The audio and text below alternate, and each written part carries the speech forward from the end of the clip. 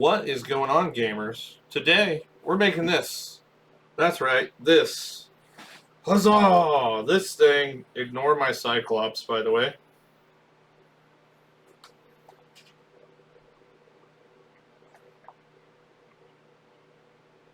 I think I poked myself in the eye with this thing. This thing gave me a pretty hard time, but it looks alright.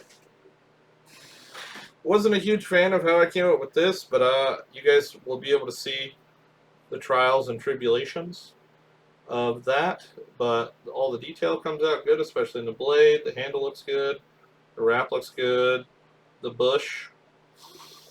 The bush. Let's go ahead and get into this build, guys. Make sure you check the link in the description for my Etsy shop, because currently the repair tool, the Thor's pendant, the globs, the Archangel blade, and this, and the mantis thing up there, and the spicy staff. The spicy staff is up there. Y'all can't see it, but it's on the shop too. Let's get in the video. Alrighty, so Toenail Scimitar. So I'm actually going to build this as a short sword, and after some research on the interwebs, a short sword is between 14 and 24 inches in total length. So I'm also going to build it almost like a real sword with a full tang. So we're going to build the blade separately, then we're going to build the tang with the dowel rod here. And once we do that, then we will attach the handle. Or actually, I'm not going to attach the handle. I'm going to build the hilt here, which is an interesting thing. Could be a fun build here with a little eyeball on it. So we will attach that essentially. And I think I'm actually going to keep all parts separated and painted and then assemble them in the very end. So that way we can get all the cracks and crevices, and yeah, we're going to give that a shot. So let's go ahead and get started. Alright, now obviously the tang part is going to be a dowel rod, so I don't need to cut that out of foam. But we are going to go ahead and pin the four corners here. We've got 6mm foam. And we're going to make 3 layers, just because the first layer is going to be a solid blade, and then we're going to make 2 other layers, with the middle layer being having access for this dowel in between, so that we can maintain our strength. So I'm going to go ahead and get these drawn out here, and we'll continue. Alrighty, now that all the stencils have been transferred to the foam, we are going to cut them all out. I don't remember what I paid for this on Amazon, but it's Orange Ninja, and I use it to sharpen my kitchen knives. And I found out it works really well for X-Acto knife blades also. I just turned it all the way down to the lowest setting of 12, which is for like pocket knives and things like that nature. Goes through the coarse, goes through the medium, and a couple passes through the fine. And we are razor sharp, ready to do some cutting. Alright, next I'm trying to decide where I want my dowel to go in this here sword. So we can't really bend them, and I would like to not break it into multiple pieces. So the tip will be a little, you know, not solid, but with that being said, this dowel will add lots of rigidity and give us the durability that we're really looking for here.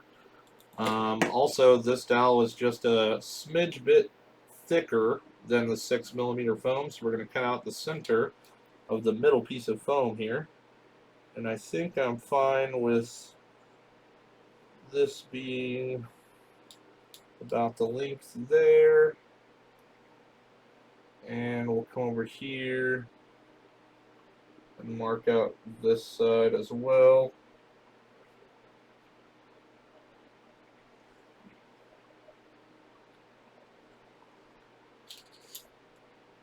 Just like so.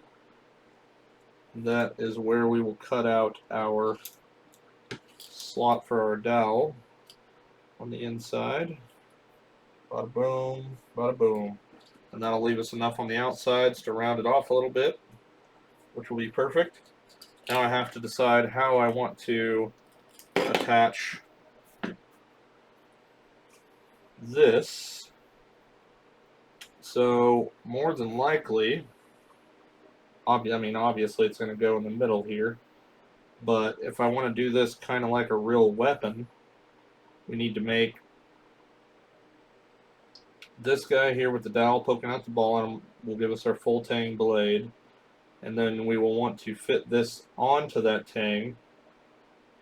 And in order to do that, we're going to have to cut out pretty much the majority of this centerpiece, but I might also have to actually make a fourth one to give us a little bit of overhang on both sides to give it that sort of hilt action there. So I'm going to cut out one more piece like this, and then we will start cutting out the centers and gluing all this stuff together. Alright, I guess my recording cut off while I was doing this part. Rip. But more or less, we've got the centerpiece cut out here for the handle on here and on here. And this is essentially going to be a 2 thick gap here, so a 12 millimeter gap, and we're going to be shoving 18 millimeters worth of blade and handle up inside of it. That's all good. And yeah, it'll go down just like that on top. So we'll be able to have our 3-piece sword here. Very cool. Yeah. Let's cut out the dowel inserts and get started with some gluing. Alrighty, we have our tub of barge here. Tub of barge! I'm actually going to grab one of these small pieces of foam because this gigantic can of barge definitely makes a mess. And I am actually going to go ahead and cut this dowel as well. So let me get my... I left my marker out for too long. Gotta put the lid back. Oh no. Oh no. Okay. Hacksaw, cut the dowel, glue the pieces. I'll be right back. Alright, just wanted to show you guys real quick that I've got the dowel glued in. Voila. So, yeah. Back to gluing. Alright, there we go. Blade's done. Well, glued at least. And it's solid, dude. Solid. I love doing this stuff, man. I love it. Alright, we're going to glue the handle together. We're going to glue the hilt together. I think that's called the hilt, right? Hold on.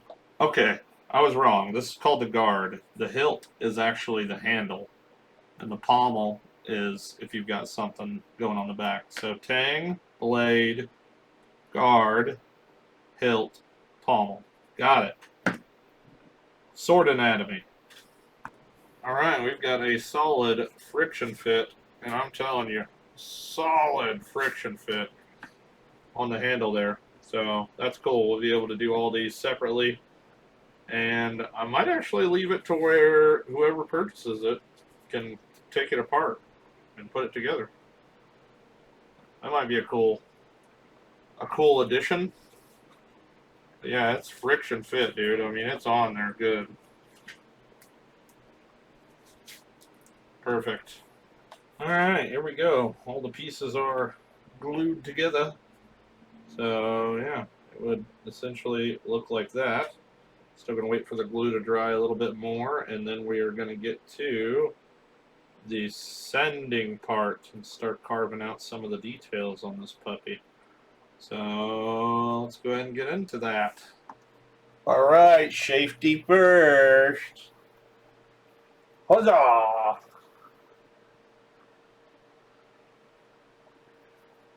Actually,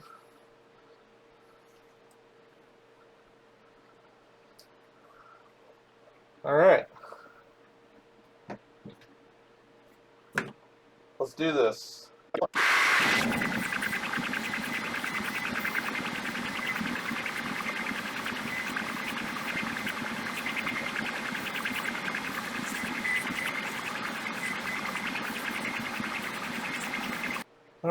so there we go. We got a nice blade on there. Sweet. Nice shape to it. Do some more work with the Dremel, but first we're going to go ahead and shape the handle as well. I do believe all this I'm going to do with the Dremel, but we're going to take advantage of this big boy and do the handle as well. So now we've got the, see here, it goes like that, blade and the handle done. So we're going to get down and dirty with the Dremel now and see how we can make it look. Let's get it. Let me get this out of the way.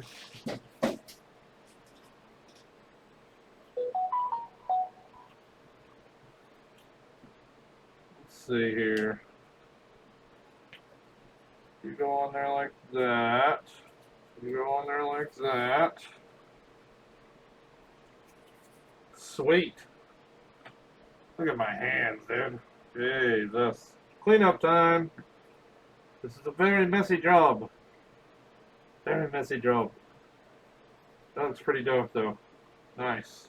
Alright, here is the after heat treat. You can tell it seals it up pretty good, which is definitely nice. I love the details that we did up there. Added a little extra, you know, scratches and things. Looks sick, man, and it's so solid.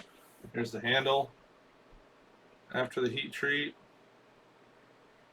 And this guy here, which we are going to fix up with some modeling clay. Now, I'm still very new to this. Alright, so I'm pretty new to modeling clay. Or not modeling clay, foam clay. But after watching a few videos, let me zoom out just a little here. There we go. After watching a few videos, I picked up some tricks that could help me out here. Okay. Time for primer and paint. While that stuff was drying, I got a little further on my shredder helmet. Whoa! Trust the process, dude. It's looking good. It's looking so good. Look at that. Almost Darth Vader-y. Hell of a freaking starting point, though. I'm so stoked about this. You guys have no idea. Raw. These are daggers I made for Fallen, one of my moderators. Yeah. Alright, I'm back. Everything is looking good except for the modeling clay. So I'm going to try and see if I can save it. If not, I'm just going to have to rebuild that part of it. But luckily, none of it's actually attached, so you know I can take that part off if I need to. But let's see what we can do with it. God, man, I just don't think I like that modeling clay. I wonder if I can get it off of there. I wonder if I could just take this off and just scrape all that modeling clay off. Yep, might have to do that. So I'm not a fan of the way that that looks. Okay, I was able to get all that form clay off of there. So now I have a different problem. How am I going to do that eyeball thing? Because I've only got one layer of clay here. I don't know. I'll figure something out. Alright, while that is drying, I am going to score up this piece of foam here. Alright, I got it all scored up. Now some heat gun magic. Watch it transform. Maybe. Call me a liar. Oh, there it goes. Heat gun magic. Awesome. There we go. So, as you can see, nice, that'll work great as a hand wrap for sure. Alright, so we're going to start with the handle, and first thing first, a little Tuscan red. There we go, that's going to be our rusty looking color, rusty brown. And we're going to get a little bit of black here because the majority of the handle is actually black. It just has the tip a little red. So we're just going to get right into it here.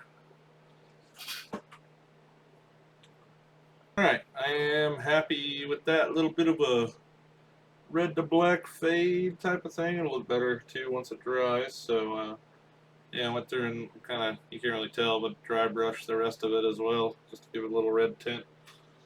But next we are going to set this to the side, let that finish drying, and we're going to work on the blade. So there's our blade. Now we need to come up with like a bone color. Where's my reference at here? Yeah, this is a very bone color. So I actually have like a banana, all lemon I guess it's called. And then we're going to have to add a little bit of a brown to it.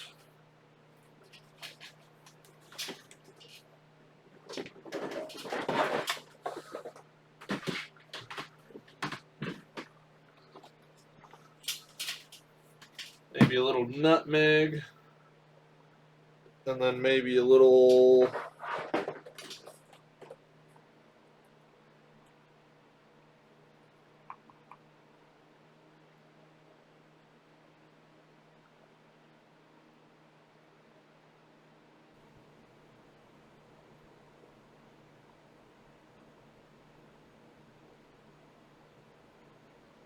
freaking handle.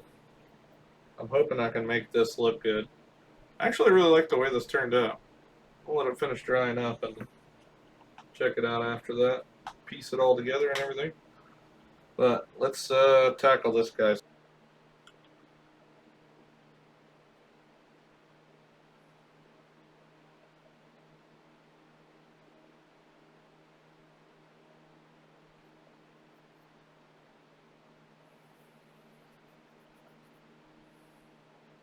Alright, here we are. This is where I ended up at. I kind of like it. Obviously it's not the same. But I would like to first, guess I have to probably paint the inside of this thing. Alright, this build has definitely resulted in a very dirty workspace. So, I think I've got all the pieces done. So, let's see if we can get this thing put together here. Okay, so there's that part. Now, assemble! Alright, here's the strap we came up with. Okay, so we're going to go right down here. We're going to go on the back of this puppy. Oh, we're dripping. Let this dry for a second. Matter of fact, yeah, I'll be right back.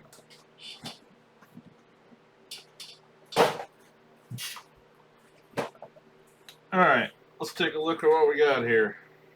Minus this random red string. Okay, so starting from the bottom, got the red handle. We got the little bit of the fade there. We got my wannabe freaking thing. We got some stuff that hasn't dried yet. We got the pubes, the bush, the blade, other side. Heck yeah. The bush, the wrap, and the bottom. So here it is. The Toenail Scimitar. Or my version of the Toenail Scimitar, I guess. So, yeah. Look at that. I'm a Cyclops. Oh, I hate those things, man. It's probably from my hat. Toenail Scimitar. Alright, guys. Well, if and you want this pour, I'll put it up on the shop, clean it up a little bit more, get some pictures. and put her up on the shop. She's probably going to be on the cheaper end since I'm just not a huge fan of it, but it still did take a lot of work, so. And somebody will enjoy it, I'm sure. I'm bleeding. I should put my blood on the tip. Boop. Comes with free see-through DNA. Would you look at that? There you go, guys. Y'all take it easy, and I will see you next time. Peace!